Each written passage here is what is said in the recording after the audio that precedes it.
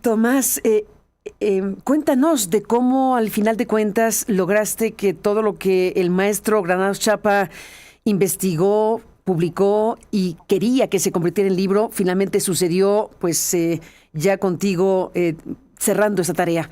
Eh, ¿Por qué plantear con esa afirmación categórica que el asesinato de Buendía fue o es el primer asesinato de la narcopolítica en México?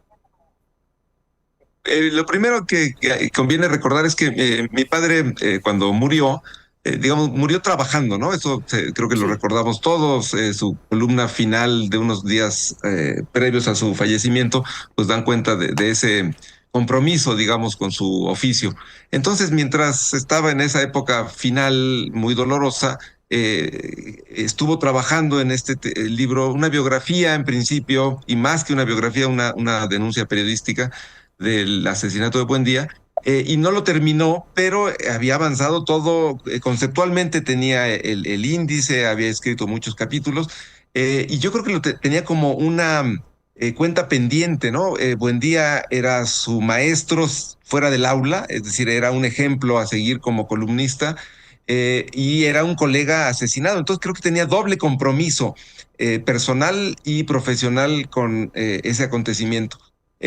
Para mí fue muy emocionante ese hecho de que en momentos ya delicados, pues siguiera escribiendo. No lo terminó propiamente, y hubo que hacer algunos trabajos para editar algunos capítulos. Participó, por suerte, un querido colega de mi padre, Tomás Tenorio, en la redacción de un capítulo final, muy relevante porque da cuenta de la respuesta pública de digamos, principal sospechoso político, ¿no? Manuel Bartlett. Entonces, ese libro, por un lado, cuenta la vida de Buendía, su afán de investigar, pues, diversos aspectos de, famosamente, la presencia de la CIA en México, los vínculos entre la política y el narco, que en ese momento creo que todavía parecía algo muy distante. Hoy es odiosamente presente, ¿no?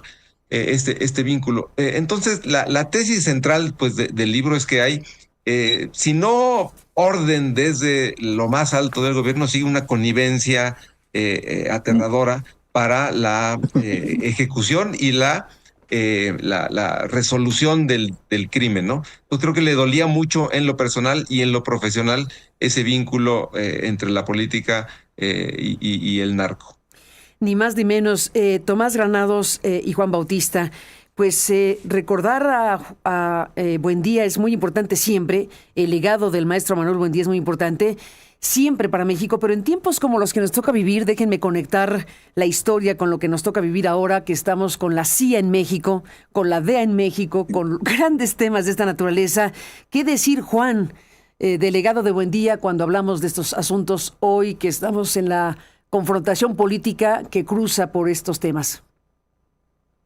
Mira, el maestro tenía como principio, primero, el que todo periodista, lo explico para la gente, para ver el Buendía en la hechura, el personaje, no la figura mítica ya en lo que se ha convertido el maestro, sino la figura humana y los consejos que él daba a los jóvenes periodistas, de tener siempre un archivo, de darle seguimiento a los temas, de ver, decía, no hay que ir a la fuente policíaca, hay que ver las secciones de los sociales y deportes para encontrar las puntas porque todo se junta y hay que ver la parte económica de las inversiones. Ese era el análisis, parecía un análisis muy lacaniano, pero así era. No el tradicional análisis, psicoanálisis freudiano en el periodismo, que además no existe, pero bajo la escala de la estructura y, y realizar los ejercicios y sobre todo comprobarlo. Entonces, ¿qué tenemos hoy? Hoy tenemos que Buendía inaugura un método de investigación científico-social eh, y que es vigente para desmantelar las entrañas del poder y ver a lo lejos quién puede estar involucrado y siempre con datos muy importantes. Yo creo, Carmen, que es momento de hablar en los breves minutos que tengamos, de señalar al autor intelectual actual del crimen que no se ha hecho público, no se sabe de las investigaciones, aparte de que hubo un fiscal, y que hay un punto ciego en todo esto. Hay que recordar que el asesinato es en 1984 y la detención de Zorrilla se da 5 años después. ¿Qué pasó en todo ese tiempo? ¿Quién lo ocultó? ¿Quién hizo qué? Entonces, hay una sospecha, hay un encubrimiento por parte del Estado, primero para mandar a este señor como candidato a diputado por Hidalgo, la tierra también del maestro Granado Chapa, que lo empiezan a denunciar varios, entre ellos rebeldes y también el maestro Granado Chapa y Cerco Aguayo en ese momento.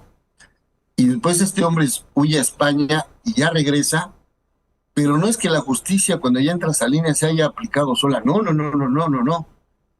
Aquí hay un detalle, nosotros pertenecíamos, yo ya desde muy jovencito, desde los 24 años, a la Unión de Periodistas Democráticos que había fundado Renato Leduc y Luis Suárez, y otra playa de más de 1,000 periodistas, y cuando llega a la dirección Eduardo Valle, después del maestro Jorge Meléndez, del cual fui yo un colaborador muy asiduo, con gran respeto y en paz descanse. En paz descanse.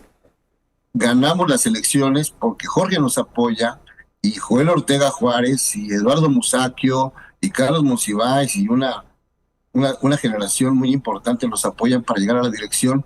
Y en ese momento, lo voy a decir como un detalle que pasó por una narración, el contrincante era Raimundo Riva Palacio. Riva Palacio, una semana antes de las elecciones, es comprado por Carlos Salinas de Gortari y lo nombra director de Notimex. Y sale de la escena y entra Abraham García Ibarra, un periodista del Día, contra el equipo de Eduardo Valle como secretario general, yo como secretario de organización, yo muy jovencito, y abajo una playa de periodistas importantísimos, como era Eduardo Deschamps, Ted Gil, y bueno, Gerardo Galarza en su momento también, toda la parte de la izquierda del periodismo identificado en esa convocatoria, y ganamos la elección. Bueno, Eduardo Valle es quien propone con ese activismo y esa mente tan lúcida que tenía, tipo revueltas, porque además estuvo en la cárcel como líder del 68 y había sido diputado ya por el PMT. Valle dice, vamos a demandar que se reabra el caso, pero a través de la Cámara de Diputados y la Cámara de Senadores. Ese documento se redacta en mi casa, en División del Norte y Xicoténcal. Yo recuerdo que mi hija tenía, creo que 1 año y medio. Ahí redactamos el documento, se presenta, y es por eso que se reabre. Y es por eso que no es que porque Salinas de Gortari de repente haya dicho, vamos a hacer justicia ahora, no, porque había toda una presión de injusticia, y todos esos 5 años del punto ciego, periodistas de la izquierda, habíamos hecho plantones, incluido cada 30 de mayo, a propuesta de Elías Chávez, entonces un excelente reportero de la revista Proceso. Entonces, es por eso que se reabre el caso, no es porque la justicia de repente se haya acordado que estaba ahí algo que faltaba, no, es por eso. Y en esa negociación, Carmen, quiero decirte, bueno, en esta propuesta se reabre el caso, y es que traen de vuelta a Zorrilla para detenerlo 5 años después, y es por eso que empieza el juicio para su sentencia, pero es por la demanda judicial que interpone como persona física y moral, porque era dirigente de la OPD, Eduardo Valle Espinosa de los Monteros, con tu servidor, y presentamos eso en la Cámara de Diputados, y llega la detención de Zorrilla Pérez ese 13 de junio, y va Morales Lechuga, que es el procurador, porque él se apoltrona en una casa con una escopeta, y ahí quiere apuntarles a los policías que ya van por él, y llega Morales Lechuga y le dice, compadre, soy yo, no me dispares. Entra y hace una negociación y sale para ser detenido. Entonces, no sabemos qué acuerdos llegaron con esa negociación, porque nunca se le decomisaron los bienes, se le redujo la condena después de 25 años. Hoy Zorrilla Pérez está vivo, cumplió una condena, vive, entiendo, que allá por la carretera Toluca, en paz. Y yo incluso lo busqué hace año y medio. Primero me dijo que sí se iba a tomar el café y de repente me canceló. Ya no hubo mayor oportunidad. Y los libros que hay sobre él, sobre la investigación, creo que todavía se quedan cortos. Pero lo más importante, Carmen, es que creo que el expediente tendría que reabrirse y señalar que el que tiene que declarar en esta investigación por asunto ético y moral histórico es el señor Manuel Bartlett Díaz. Pues, ¿qué dices, Tomás Granados, ahora que estamos revisando, recordando aquel asesinato de Buendía, los grandes pendientes de la justicia mexicana? Bueno, lo primero que creo que revela esto, este asesinato ocurrió hace poco más de 40 años, es que estamos atestiguando un fenómeno de esto que los historiadores llaman de historia larga, ¿no? Es decir, es un mismo fenómeno que para el que 40 años son poca cosa. Sí. Evidentemente para la vida tuya, Carmen, de Juan, para la mía es muchísimo, pero este es un fenómeno profundísimo.